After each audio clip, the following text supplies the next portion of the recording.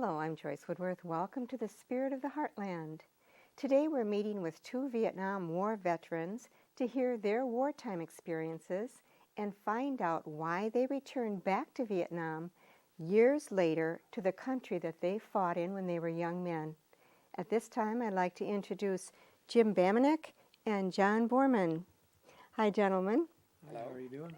Great. Welcome to the Spirit of the Heartland. Well, it's good to be here.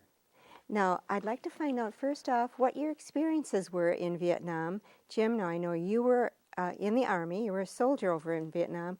Where were you stationed? When were you there? And what was your experience like?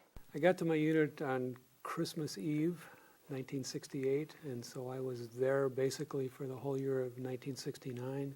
I was an Army photographer. I had kind of a strange job. The colonel who ran the depot wanted a photographic record of what happened to everything that came into the depot and was processed and then sent back out to the field.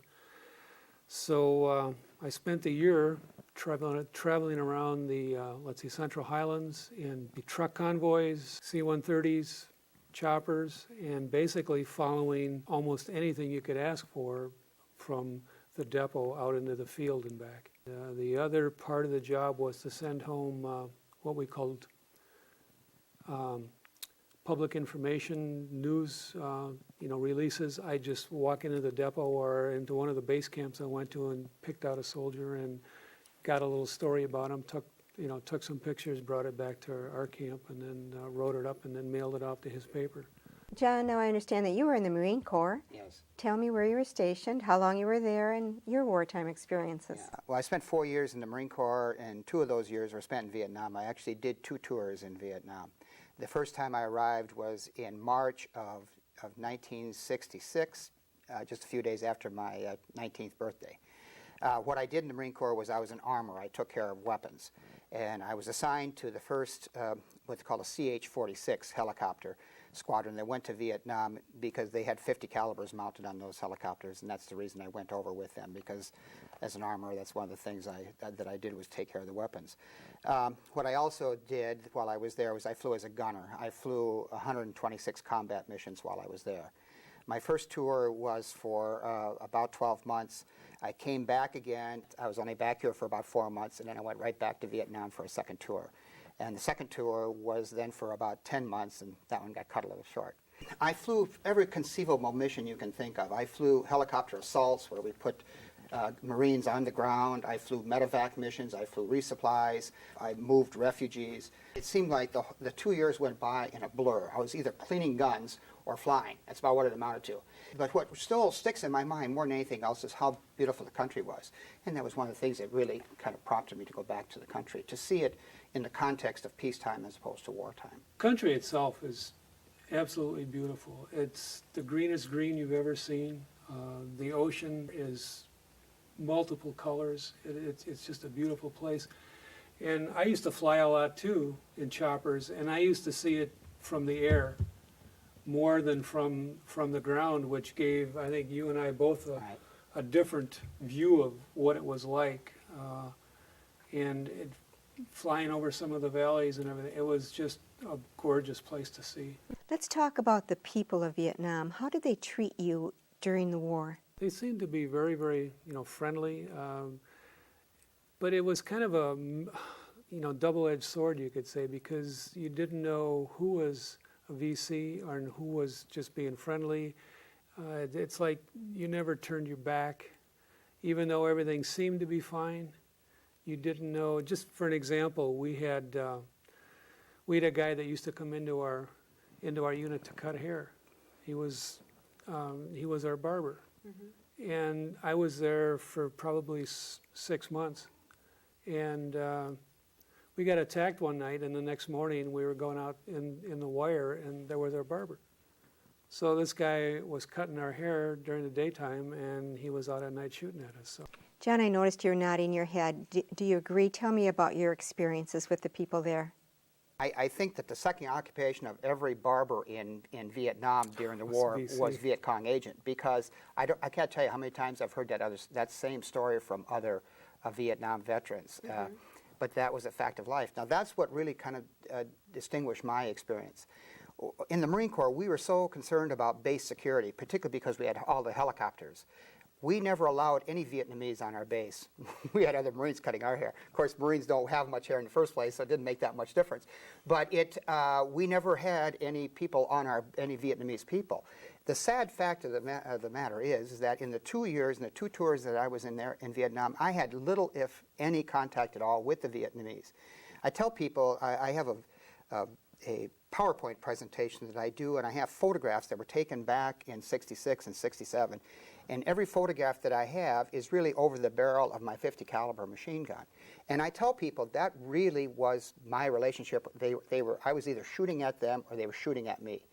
I had no contact whatsoever. Actually, the greatest contact I had was more with the Hmong, the mercenaries, the Hmong mercenaries that fought with the Special Forces out of Khe Sanh. Tell me, what were the feelings of your comrades when you were over there about the war that they were fighting for? When I went over in 1966, I was ready to go. We were all ready to go. I mean, we're Marines, and that's what we do. We fight. We're warriors. And so we didn't have any second thoughts about going there and doing what we were doing or anything else like that. We just saw it as our duty, and we went over and we did it. We never gave any second thought, and I think that actually helped a lot, because when we went over, we didn't have any misgivings about what we were doing there or anything else like that. When you first got there, you were the guy who had the greenest, suit on, but after you got there, you didn't really care about anything but the guy next to you or the guy in back of you. You were there to protect each other, because that's the only way you were ever going to get out of there. There's a lot of truth to what everybody says about the bond that you make with the guys that you're war with. Politics or what you felt, it really didn't make a lot of difference. I was trying to get out of there alive, and the only way that I could do that was to make sure that the guy in my right or left or in front of me got out of there alive, because we were all going to look out for each other. What Jim says is really true. When you're there, it's not God, country, and Corps anymore. It's strictly you and your buddy and your crew. That's all that matters, and you don't care about anything else except that. Okay. Well, let's now go into why you both have chosen to return to Vietnam. Let's start with you, Jim. Tell me, is this something that just came upon you recently? No. Or When I was there the first time, I thought I could see the forest for the trees. And that was that it is just the most beautiful country. And there had to be something there other than just the mountains and the oceans that was pretty. And I basically wanted to return, or wanted to go back to see what it was really like without a war from about the day that I left. So now you've been back twice, and not only did you go back just to view the country, but you went back for a real humanitarian purpose. You're a part of the program called TOP. Let's explain what that is, and tell me why you go back and how you go back, what capacity now. I wanted to go to some of the places that I was. I wanted to go to Pleiku, I wanted to go to Bami Tuat, I wanted to go back to Cam Ranh. But there weren't any tours that would take you there. And one night I was on the internet and I just typed in, travel for Vietnam veterans, and this website came up, and it was called TOP Tour, and TOP stands for Tours of Peace. And I typed in my name for an application, and that started the process. TOP has basically 2 different missions. One of them is to help the Vietnam veteran get over the Vietnam War, or as they call it, the American War. And the other one is they found the best way to heal yourself is to help other people heal. And so we go to, orphanages, disabled children's homes, orphanages for senior citizens. And it might explain that during the Vietnam War, there was a whole generation of children lost in the war, and consequently they aren't there now to take care of their parents. And so there are a lot of senior citizens in Vietnam that don't have anybody to take care of them, which is their culture and their custom. Part of the TOP trip is to take your own bag along with your clothes and whatever, and to take a suitcase of aid things. It doesn't have to be anything fancy. It can be blankets, it can be towels, it can be toothpaste and toothbrushes. When I go to the store and buy up every tube of, polysporin that I can find, things that we take for granted, but they just don't have over there. One of the other places that we go is a leprosy village, and each time we stop at this one village, we drop off about four tons of rice, almost a ton of sugar, and we also are in contact with the people that actually run the village and find out what they need as far as medicine, and so we'll buy the medicine on the local economy and then take it to the leprosy village. Now, Jim, I know you had a very interesting experience over in Vietnam. You actually went back to an orphanage that you used to go to when you were there during the war. Tell me about that.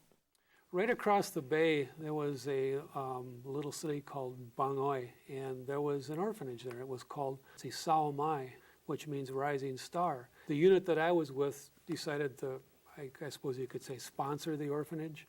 Most of the guys in our outfit used to basically fight to go there because it was something different. It got you out of the base and out into, and basically it was our only contact with real, Vietnamese people. And since I was a photographer, I got to go all the time. So I got to know the kids, and I got to know the nuns that ran, the orphanage, because we used to make a trip about once a month. We would, put aside some of our own, rations, because we had at the base camp we were in, we had more food than we needed, and so we would bring them food and fuel for their stoves and whatever. But going back there, month after month, you got to know some of the kids, and we all had our own names for them. And so on my top trip, one of the things that I said, can you find this orphanage for me? They found the orphanage 35 years later. It's still in existence. It's a daycare center now instead of an orphanage. But most of the buildings that we helped build are still there. They've been improved. And when I went, I took along some photos of the little kids that I knew, and I left a business card. And about 8 months later, I got a letter from one of the orphans that was in the picture. And then I started to get emails from, as I found out later, a stepsister of one of the little orphans. And on my second trip back, I got to meet 3 of the orphans that I had known in 1969. One of them was a little guy that we used to call General George, and then one of them is this little girl that the whole year that I was there, she never said a word to me. But I kept on trying to get her, to talk to me, and she was one of the little kids that they found. So I finally got to talk to her after all this time.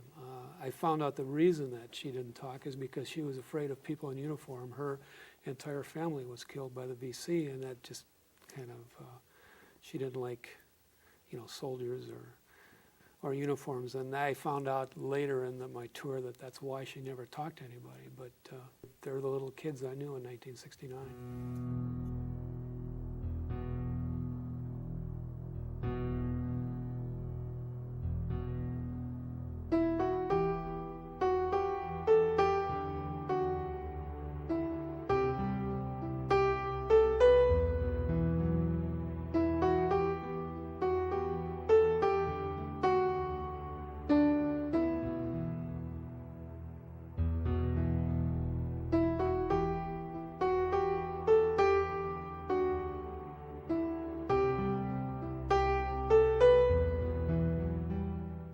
What a wonderful experience for you. Great. Yeah. So then you would probably recommend, if anyone wants to get in touch with some kind of connection in Vietnam, they could possibly go on the internet, type TOP, T-O-P, Vietnam, and they would get to do exactly what you did. Yeah. Fill out an application and go. Excellent. Yes, you can. Awesome. That's great. John, tell me about you. Now, I know you've been to Vietnam 3 times, and you're going back again. And you also are going with an organization. Tell me about that organization. The organization is called the Dove Fund, D-O-V-E. It's interesting that TOP and Dove have that same theme of peace, and that's really the reason that we go back. That's the mission, really, of the Dove Fund, is to go back and to do humanitarian work in the spirit of peace. DOVE, D-O-V-E, stands for Development of Vietnam Endeavors. And it's an organization that was founded on Veterans Day in 1999 by Vietnam veterans. And the way that I found out about it, interestingly enough, was that I always wanted to go back to Vietnam. I knew some people that were part of Greg LeMond's Goodwill Tour when he went back and he rode the length of the Vietnam, and I knew some people that were there, and some of them were veterans, and they talked about what a great, what a wonderful experience it was. I always had a great deal of sort of a low-level rage, I call it, about the war, and not so much about the war, but the way we were treated when we came back. It was terrible. That's the only way to describe it. And so I always had this kind of, like I say, this low-level rage about the way we were treated, who fought in the war, who didn't fight in the war, and all the rest of it. And so I carried that with me for many years. And I had some of these friends that came back from Greg LeMond's tour, and they talked about what a difference it made in their lives. So I sort of resolved at that point I wanted to go back to Vietnam, but I didn't want to go back as a tourist. I wanted to go back in some meaningful way. And the way in which it actually came about is there was a man who was a boat person. He was actually had served in the Vietnamese Navy, and when Vietnam fell in 1975, he and his family was able to get out of Vietnam. And they came to Minneapolis and to Twin Cities, and he started a restaurant, and it was right across the street from the Ramsey County Courthouse. I practiced law for 20 years up in the Twin Cities before I retired and moved here, and we go across the street to this Vietnamese restaurant and got to know the family very, very well. One day he called me and he said, "John, you might be interested in getting together with my cousin, who is a member of this Dove Fund in Ohio." And he said, what's interesting is they do all their work in Quang Tri Province, which was his home where he came from, and that's where I saw most of my action in Vietnam, was in Quang Tri Province. Quang Tri Province is the province right where the demilitarized zone was located. And what the Dove Fund does, the Dove Fund builds schools, both what they call nursery schools, like Montessori schools, elementary schools, also medical clinics, and also a lot of water projects too in Vietnam. So to date we have built 32 schools, we've built 3 medical clinics, and we have done over 60 water projects. And up along the DMZ, so much Agent Orange was used, and so much of that is percolated down into the water systems. That is really the primary need up there, is clean water. And that's the reason we've done so many water projects. And really, in the grand scheme of things, those water projects are probably more important to the people of Vietnam than are the schools. My squadron school will be built right near, it's a famous place to Marines called the Rock Pile, and it's right up on the DMZ. And we'll be right in view of the rock pile, but that area was so heavily defoliated with Agent Orange that we have to sink a separate well for our school, just so that they have clean water, drinking water at the school because of the Agent Orange. And in the commune where the school will be located, there's 136 disabled people because of Agent Orange. Near the rock pile, which John refers to in the Quang Tri province, there is presently a school building which his helicopter squadron, all members of the Dove Fund, will replace.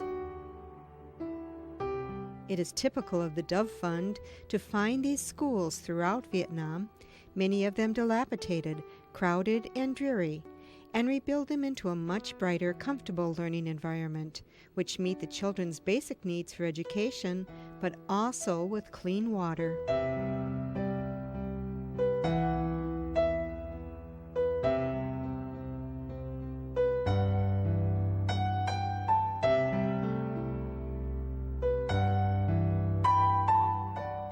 Now, I know you actually personally funded a school on your own. Yes. Let's talk about that school. Yeah, last time I went back was to actually dedicate my own school. And that was a school that I raised funds for on my own. Some of them came from my former law firm. And what it is, it's a school that's actually inside of what was the former demilitarized zone. It's a very, very poor fishing village right on the coast, just south of the Ben Hai River, which was the line of demarcation. It's very poor. Everybody in the fishing village is below the Vietnamese poverty line, if you can imagine how poor that is. And my school services about 75 students, and it's a source of great pride. These villages are very poor, and it turns out that these schools turn out to be the nicest building in the village, and so they take wonderful care of the school. And one of the things that distinguishes it, our schools are actually built to specifications that exceed the Vietnamese specifications for their own schools. We require tile terrazzo floors. We require ventilation systems. A lot of things that they don't require in their own schools. But one of the things that's funny is that we also require attached bathrooms, which they don't in their own schools. And so when they sent me back my picture after they had completed the picture of my school, and as we prepared to go over to do the dedication, one of the pictures that they sent over was a picture of the bathroom because they were so proud of the bathroom. But in any event, it's a beautiful school, and so I was there last year to dedicate the school. I'll be going back again on this trip to dedicate some playground equipment that I'm buying for it.